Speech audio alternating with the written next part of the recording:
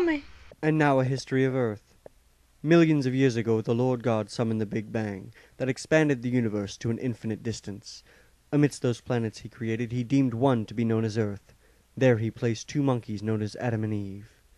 And the two monkeys lived in the Garden of Eden, where they were free to evolve into modern-day man and woman.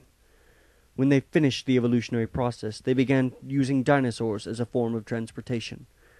Thousands of years later, the dinosaur would gradually be phased out by the motorcycle. When Adam and Eve were forced out of the garden, when they couldn't pay the rent, they set out to various caves and formed tribes, and these people became known as cavemen, who were eventually united under the Roman leader known as Caesar, who also rode a motorcycle. Caesar went on to lead his armies against the almost unstoppable armies of Sparta, of which the entire population consisted of only 304.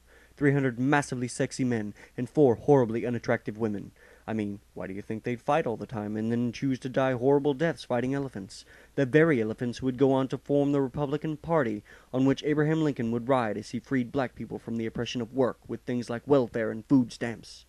This caused a horrible race war all across the land, nay, the world, born of whether or not Soldier Boy was indeed the second coming of Christ, which indeed he was not, but just very, very high. Which brings us to present date, skipping all of the unimportant things in history, like the invention of the wheel, or the discovery of Antarctica, and the final episode of Happy Days.